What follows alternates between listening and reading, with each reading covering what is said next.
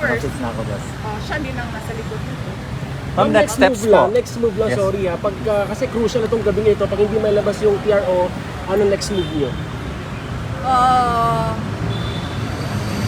Hindi ko alam. Hawakan ko ba yung gulong ng airplane na yan? So i-stop mo. How are you feeling, ma'am? Yes. Sinasabi ko lang sa inyong lahat, Pilipino kayo. Huwag kayo pumayag na ang isang Pilipino bibigay sa mga dayuhan. Lalong-lalo na pag labas na sa batas yun. Actually, some sort of, I don't know, what do you call it? State kidnapping. Parang ganyan na yung nangyayari. And all because, kahit kumakain kami rito, para kay Duterte to. Tama. and Para kay all, Duterte to, para kay kumakain tayo. Wait lang po.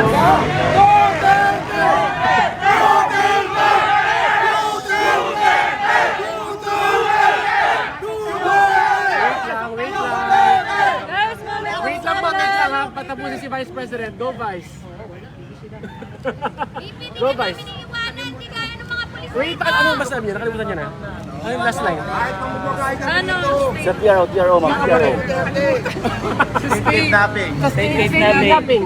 Ayun yung last. Kidnapping ka na lang. yes. And all because mukhang matatalo sila sa midterm elections. Dahil ang lakas ng vote rate sa 9 candidates ng PDP laban. At mag-ingat kayo ha, I warned you about the budget. I'm warning all of you about election cheating. Ma'am, ako ma'am. VP, who do you think should be held accountable dito sa mga nangyari senaryo ngayong araw na to? Sino? Ano should be held accountable? Administration. Ma'am, pag hindi natin magpupusigyerte, hindi natin magpupusigyerte. Ma'am, Yes. Kasi sobrang lakas ng black voting ngayon. At hindi lang yan. This is all about the 2028 elections. I'm warning you, kung meron man 2028 elections. Nakita nyo na, di ba? Sinimulan nila sa People's Initiative. Hindi sila nagtagumpay. Kasi umalma yung mga tao. Imagine mo, bibilihin yung pagkatao mo para sa kagustuhan nila na hindi umalis sa pwesto. Tapos, sumunod ay impeachment para tanggalin yung kalaban, posibleng kalaban. Ngayon, dahil lumalakas yung PDP block voting of 9 candidates, natanggalin nila si President Duterte. Ma'am, ulitin ko lang po, kumusta po yung huling pag-uusap niyo po? Okay naman siya. Sinasabi niya kanina, sabi ko, nandito ko sa labas ng gate, hindi ako makapasok. Sabi ko, hindi kita personal na mabigyan ng instructions, pero tinext ko na, sabi ko, minessage ko sa kanila lahat na kung sino man yung nandun sa loob, ano yung kailangan mong gawin. And then he said na, huwag ka na magantay dyan, umuwi ka na. So, hindi ko rin naman magawa na iwanan ng ating dating Pangulo. Hindi dahil tatay ko siya, pero dahil hindi ko matanggap na nagiging doormat tayo ng mga dayuhan. Ganito lang tayo, mga maliliit na mga tao kung ikumpara mo sa ibang bansa. Pero, alam yun, dapat may pride tayo ba? dapat tayo kampi-kampi Pilipino. Ma'am, how is he taking this? Magkaisa tayo. Nagkausap kami kagabi. And it was okay naman. Sabi niya lagi, daan lang sa legal. Daan lang sa legal. Yun ang sabi niya. Kaya yung discussions din namin, legal. VP, kumusta yung kalusugan niya? Kumusta yung kalusugan niya? Anong napag-usapan niyo about it? Oh, yan ang Hindi ko alam kasi kung ano yung kanyang mga gamot, ano yung kanyang mga health conditions. Ang pagkakaalam ko meron talaga siyang mga health conditions, kaya siya may nurse na kasama lagi. And then meron siyang mga gamot at meron siyang mga gadget na kailangan na kasama niya lagi. And then, pagkakarinig ko kanina, mataas yung sobrang taas ng blood sugar niya. Kaya nag-insulin sila.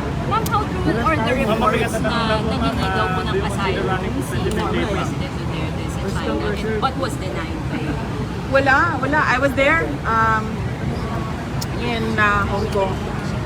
Wala siyang kausap from the Chinese government. And in fact, sabi niya, kung maalala niyo, 4 p.m. yung flight niya sa Cathay Pacific, di ba? Sabi niya, agahan natin ng 7 a.m. Willingly surrendering himself to the jurisdiction of Philippine authorities, not the ICC. Ma'am, habang lumalapit yung eleksyon, ma'am, tumitindi yung personal na panggigipit.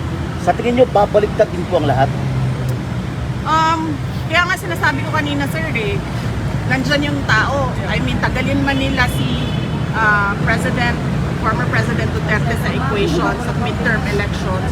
Nandyan yung taong bayan at lumalakas yung block voting ng PDP 9 candidates. Pero sinasabi ko sa inyo kanina, mag-ingat kayo sa election cheating. Matindi ito. Since wala na po yung since tapos na po yung alliance niyo with President Marcos, may we know kung meron bang discussion before during the campaign tungkol dito sa ganitong issue na to? Kung did you ask President Marcos, meron bang promise for him not to turn over About former the president? Yes. We did not discuss anything about Pero were there discussions before this? No, with President Marcos, no. There were no discussions with President Marcos, except that I wrote him a letter and then he replied regarding the ICC and that there will be no cooperation with the ICC and we'll release that letter. And how are you feeling, ma'am? How are you feeling? Miguel Villa, sino ba kasama niyo sa plane? Ako hindi ko alam. Hindi kayo nagka- Sorry. Alam ko lang yung mga hindi nakasama sa plane, yung nasa Which- labas. Kasama si Kitty, o hindi nakasama? Nandoon si Kiki sa labas. Yes. And Common Law 5 nasa labas din. Yes, si Hanilet nandoon din. Okay. Ma'am, how are So you sino po feeling, yung tatlo, ma'am? ma'am, nakasama? I'm okay. Ano lang ako, kulang sa tulog dahil nagbiyahe kami kanina. Pero kumain ako kanina, huwag kayo mag-alala. Pero as vice president, Iinit ako. as vice president, hindi ka pinapayagan mo pa. So parang hindi mo nagagawa yung supportive power here. Wala tayong magawa kung susunod sila sa yung Philippine National Police, kung susunod sila sa illegal na mga order, wala tayong magagawa. Yun yung desisyon ng Philippine National Police. Mag-implement sila ng illegal orders. That's what they did with Yusek Zalaika Lopez. So it's not surprising that it is happening. Ma'am, may mga balita na kayo daw po, idinadawit po kayo dito po sa issue ng ICC. Sa tingin niyo, ma'am, baka kayo na po ang next na puntirin after this? Oo, sinabihan ako ng nanay ko. Sinabihan ako ng nanay ko, sabi niya mag-ingat ka dahil ikaw ang susunod. Handa na, ma'am. Anong handa? Kumbaga, handa na harapin, handa na para malampasan, mapagtagumpayan. Iniisip ko lang ang gastos sa abogado Magastos kasi ang mga abogado. So yan lang naman yung concern natin sa ngayon. But so far, napaghandaan din naman yung gastos para sa mga abogado. Okay lang. Yes, my mother warned me about me as the next target for the ICC. Ma'am, ba't di pala kayo magkasabay umuwi ng Pangulo? Parang pinapalayo ko ba niya sa kumbaga sa circle na kumbaga wag ka na idamay ng pamumulitika? Hindi. Kasi ano kami, kung napapansin nyo, kahit dati, hindi kami nagsasabay sa airplane. Na silang mag-asawa or kaming mag-ama. Hindi kami nagsasabay sa airplane. Kasi pag nahulog yung airplane, mauubos kami lahat. Kaya Okay. never kami nagsasabay sa mga airplane. Ma'am, Kaya hindi rin ako makapagsabi sa loob na sasama ako sa airplane na yan. Ma'am, ito pong private plane, ito pong chartered plane na pinagsakyan po kay PRRD.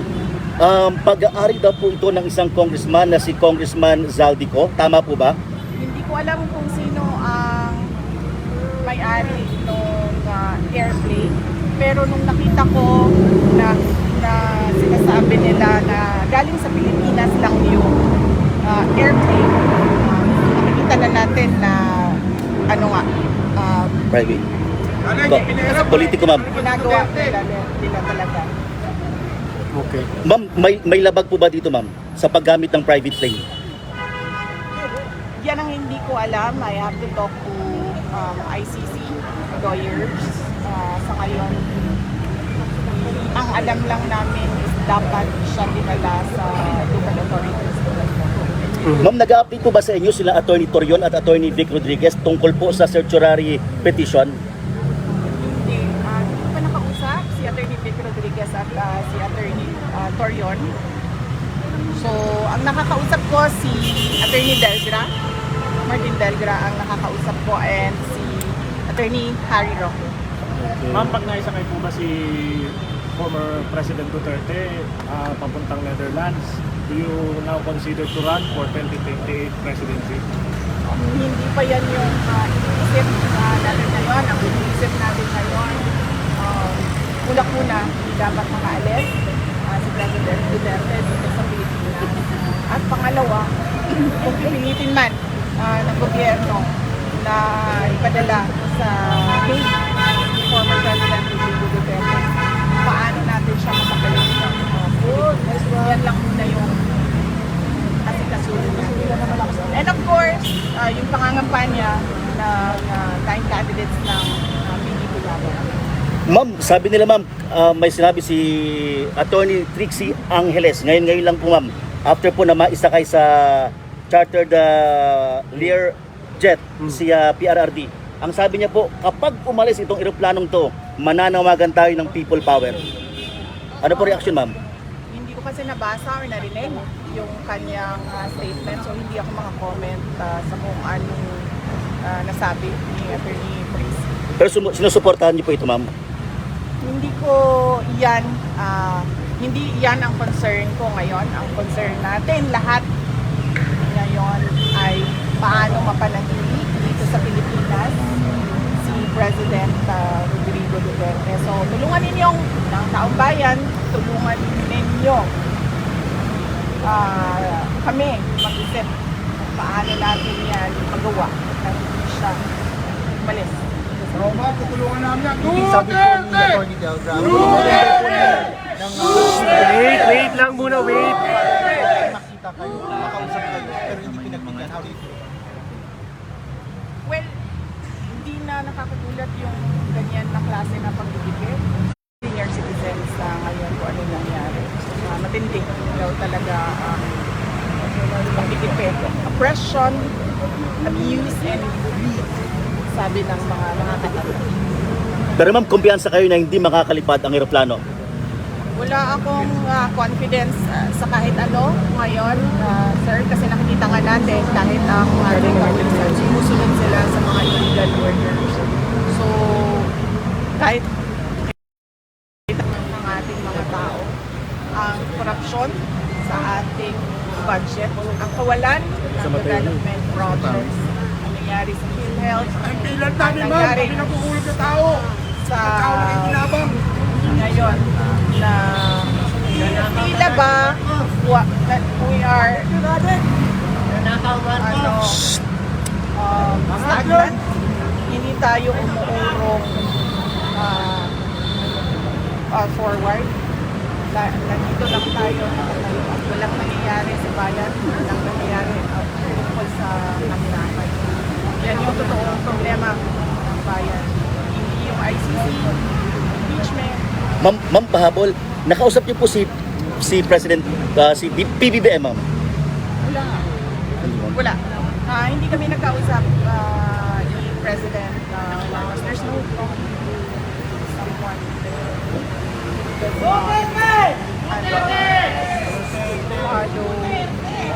follow on with this. Thank you, ma'am. Thank you, ma'am. Ay, cellphone pa. Hindi, nandito pala kayo? Ayan na si Vice. Yes. Pa-interview. Wala lagi. Dito pa sa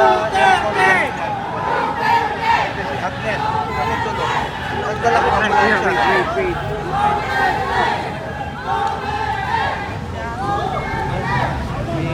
Pero na file na Go. Anong gagawin natin?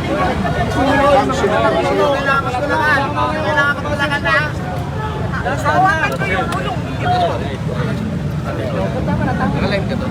Mayor Ladino, kamusta? Ay. Kamusta po? Okay lang. Meron na. Hintayin natin. Hintayin natin. Hindi pa tapos yung kanilang deliberation. Hintayin natin. Pero possible lumabas ngayon yun, gabi. Galing kami We are hoping, we are praying. Sure lang, panalo ninyo. Huwag lang kayo madaya. Basta nandiyan ka, ma'am. Paglalaban ka namin! Itulak mo pa sa likod. Please. Itulak mo pa yung tao mo.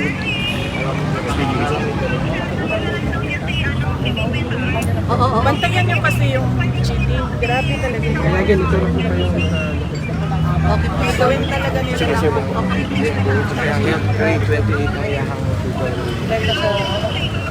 Okay, please. Sila. Lang pa man diya, wala pong nakalupad.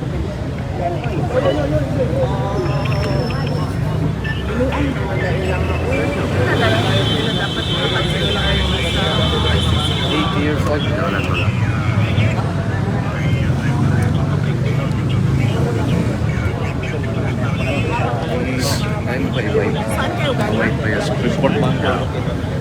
Yes, at ni Henry, Tama siya kami Vice President sa Raul at saka ni Torrio. Sabi mo na. Di ba? Sabi kasi. Pero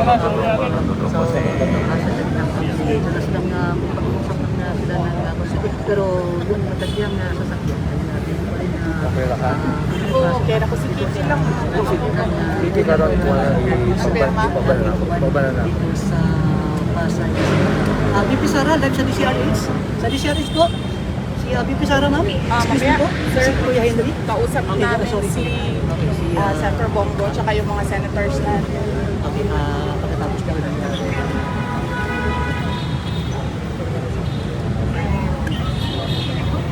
Wala na. Huling kausap ni... Kausap.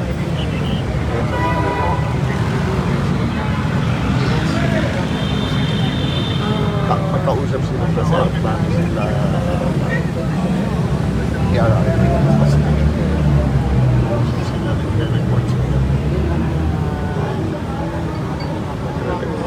Sa akin naman na. Hindi ko naman labas.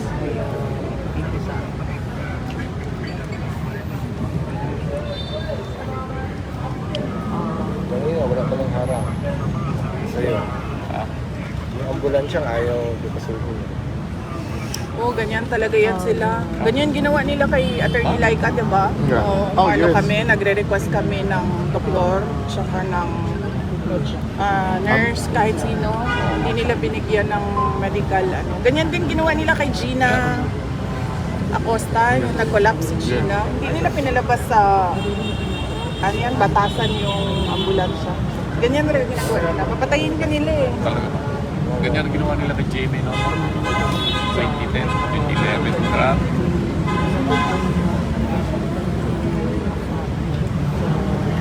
Well, This is even much worse. Much worse.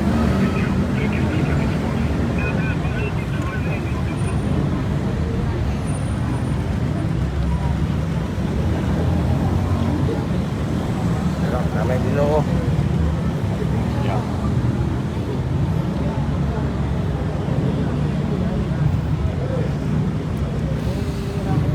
Yang yun lang ako kanina, ECG niya, ayaw ko pasukin. Pauna lang may equipment na lang si Bacag niya. Bacag niya, sakit ko.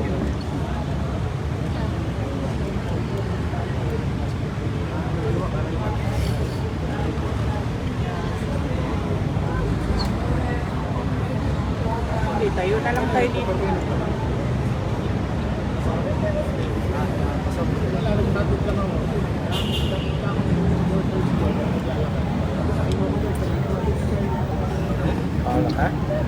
One round. Manakot lang.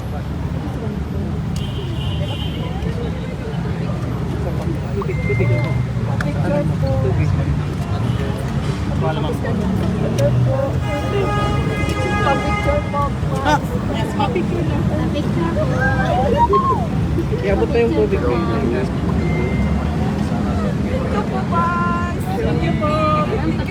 Attorney Foul.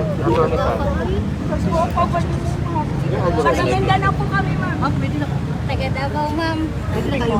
Ano ko sa conference call ko sa Oo, sandali. Yes, sir.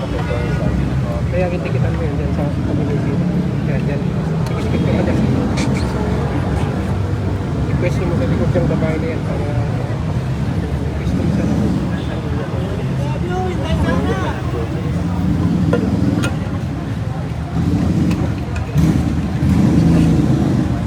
ang mahiwagang wag nyong ano to ha, wag nyong nanakawin to. Pag ito, ninanakaw ninyo, mag-aaway kayo ni Gigi.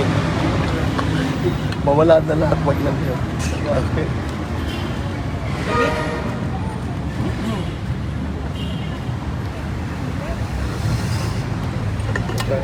Kanino ba tayo kukuha ng suggestions kung anong gagawin? Gigi sa pala. Ano tingin?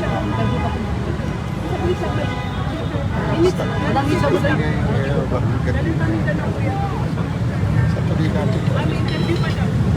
Ginagawa natin. We don't stop.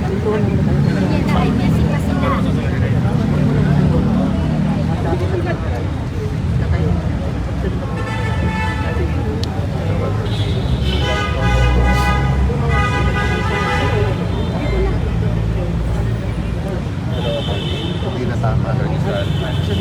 Oo nga, kung ano lang gusto nila, yun yung gagawin nila eh. Tama. Tapos ang ano pa is, sumusunod yung PNP. Grabe. He said, anong nagawa kong kasalanan sa inyo?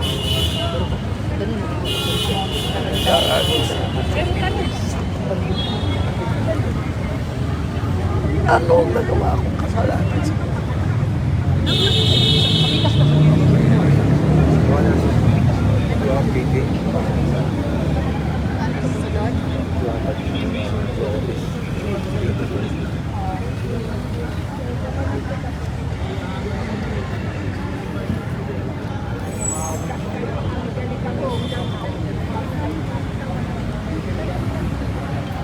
Duterte!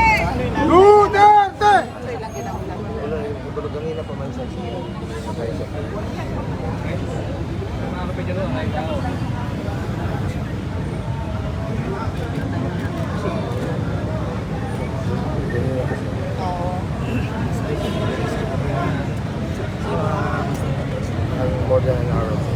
So, lahat kinahulap. Abre pa man ang pustahan.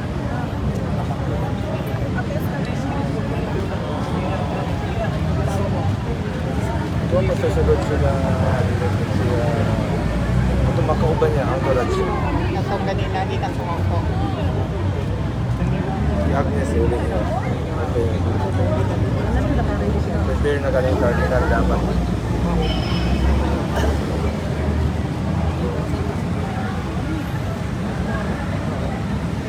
Guys, sorry po, gusto ko confirm po sa date natin. Wala po po confirmation po sa issue natin. Wala sa akin. Wala akong confirmation kung saan dadalhin si former president. So yung sinasabi ko na sa date, hindi pa po kayo.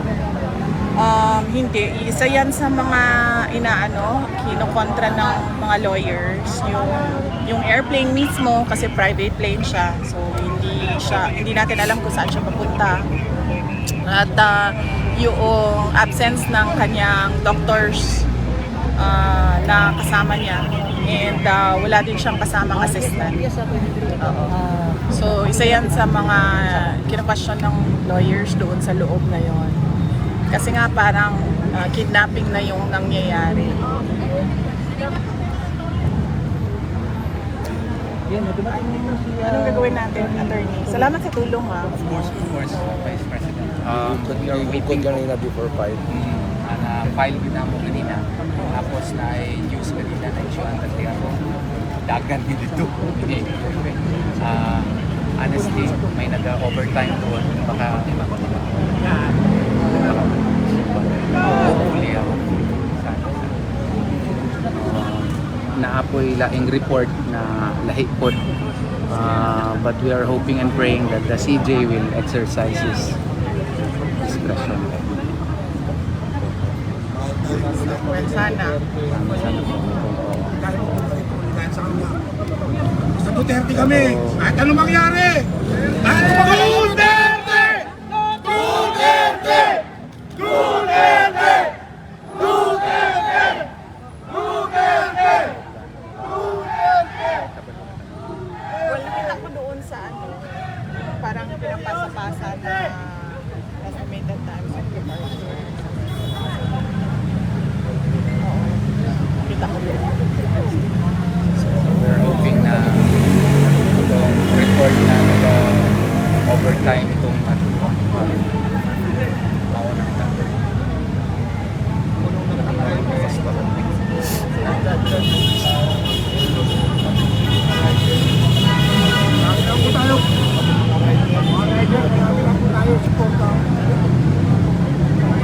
wala pa tulog. Wala pa kong tulog. Gahapon na sa hapon na studyan yes. So, kung mayroon akong petition Senator Bato lang. Kagabi appeal na si